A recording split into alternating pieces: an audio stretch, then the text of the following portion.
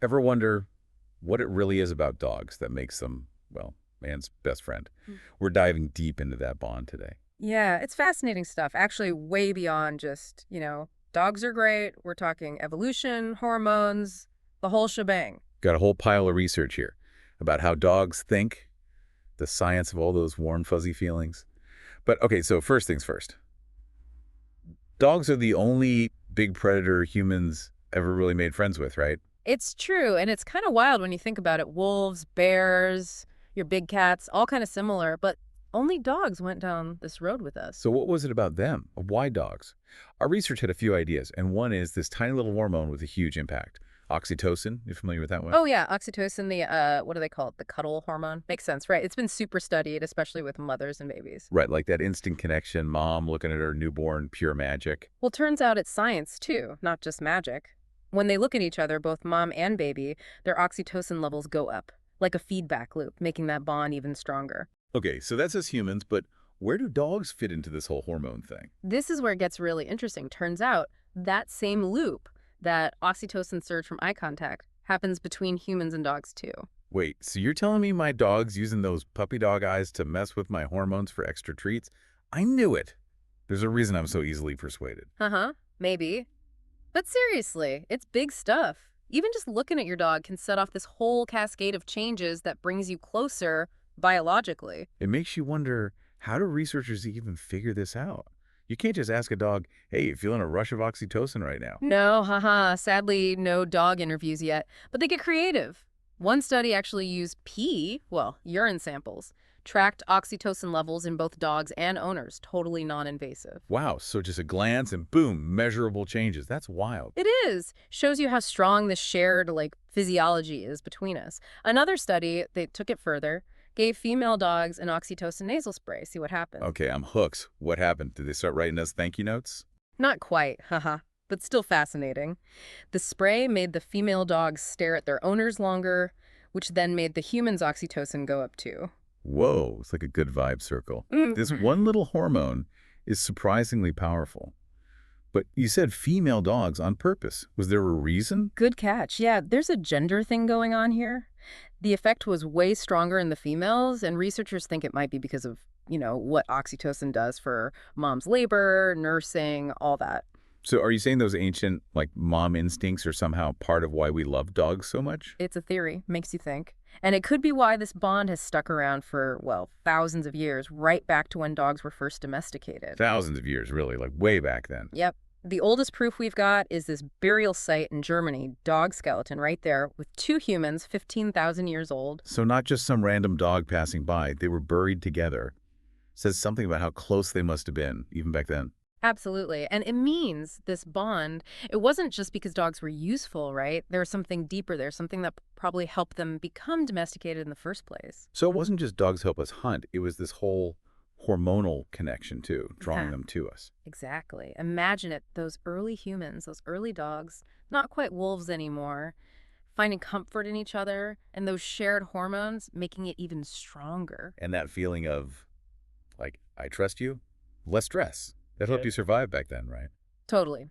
Less stress means you're more likely to find food, raise kids, all that, and pass on the genes that made those good feelings possible in the first place. Wild to think, just looking at each other, two completely different creatures, changed the course of history for both of them. That's biology. It's kind of poetic when you think about it. But there's even more to it than just hormones, this bond. It goes even deeper. So if oxytocin's just the start, what else is there to uncover about dogs?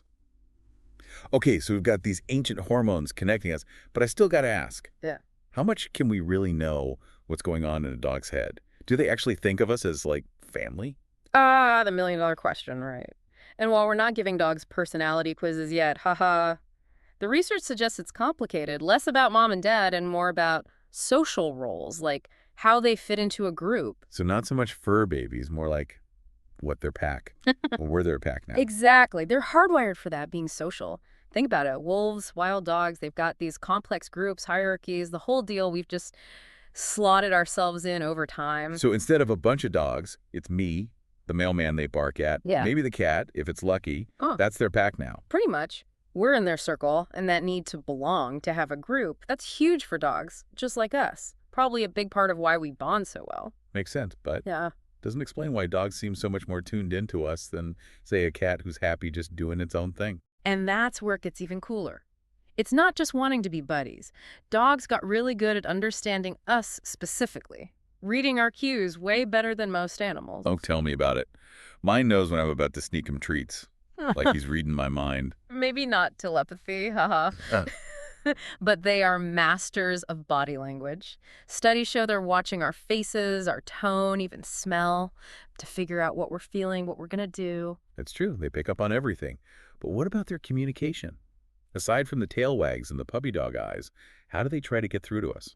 This is cool. They often copy human stuff to get attention. That nose nudge, like a kid tugging your sleeve or barking to get you to play. They've learned what works. Hold on. So when my dog drops his drool-covered tennis ball on my foot and barks at me, he's not being demanding, he's being sophisticated. Exactly. He knows that gets a reaction, and that back and forth, even if it involves slobber, that builds the bond. And ever notice how they make eye contact when they want something? Constantly. It's my weakness, those eyes. Not just you. Direct eye contact, it's huge for dogs, like it is for us. When they look at you, they're saying, hey, pay attention, connect with me, just like our meaningful glances. So much meaning in one look. We really have developed our own little language, huh? We have, and it shows how adaptable both species are. We've learned to coexist, understand each other on a deep level, and part of that might be even weirder. Our brains are kind of similar chemically. Wait, really? Beyond the oxytocin thing, you mean? Yeah. What else goes on in those furry little heads? Well, dogs and humans, we share a bunch of the same neurotransmitters. Those are like the messengers between brain cells. Yeah. Right. Neurotransmitters are like the mood music of your brain, affecting everything you feel and how you react. Exactly. And they work pretty much the same way in both our species. That might be why dogs seem to get our moods so well and why they're so comforting. So when my dog cuddles up after a bad day and I instantly feel better, it's not just me imagining it. Nope, it's real. That's your brain chemicals showing you how connected we are. And get this, it even goes for medication. You're kidding. You mean? Yep, some meds that work for humans, like for anxiety or depression, can be used for dogs with the same issues. That is wild. You'd think our insides would be way more different with how different we look on the outside. You would, but the important stuff, feelings, social bonds, the chemistry, dogs and humans, we're more alike than you'd think. It's like this bond isn't just something we feel. It's like in our DNA or something. Exactly. Thousands of years evolving together, learning from each other, changing each other. That's the power of domestication. Two totally different things, finding this kinship. Speaking of which, is this whole connection thing, this communication, are dogs born with that, or is it learned like puppy school stuff? Now that gets to the heart of it all. Unlike wolves, dogs come with this ability to bond with us specifically. It's not taught, it's in them. So a wolf raised by humans might still be scared of you, but a dog puppy's going to be all over you from day one. Pretty much. They're wired to see us as their people, protectors, their pack, right from the start. It's how they're built. So it's like domestication gave them a head start on loving us. Like they already speak the language before they learn the words. Perfect way to put it. And that's why it feels so easy, so natural with dogs, like we were meant to be hanging out. Sharing adventures, couch cuddles, maybe a few stolen snacks. Exactly. Those little moments of the shared life, it all adds up. And every time your dog gives you that look, that pure love, remember. It's more than just, cute puppy. Right. There's something deeper there. Way deeper, like written into our cells, thousands of years of shared history. Kind of amazing. It really is. To think, just looking at your dog can tap into all that. It shows you how much domestication did, changed them physically, sure, but also their very core, how they connect. It's different now because of us. So next time mine greets me at the door all excited, I'll remember it's not just about the walk or the treats. It's that bond, yeah. Millennia in the making. Proof that those shared moments, big or small, they matter. They shape who we become, both of us. Makes you think, what's next? For us and dogs, I mean. If we keep learning how they think, could we connect even better? That's the exciting part. Imagine understanding their needs perfectly, what they fear, what they love, could change everything about how we care for them. Now that is something. And it proves this bond, it's not just some nice to have, it's powerful stuff. Maybe we don't have all the answers yet, but it's worth looking for them. And in the meantime, appreciate those furry companions, right? Absolutely. For that loyalty, the pure joy they bring, Yeah. they make every day an adventure. So, yeah, behind those eyes, there's a whole lot more than most people realize. A connection that goes way back, and who knows where it'll go next.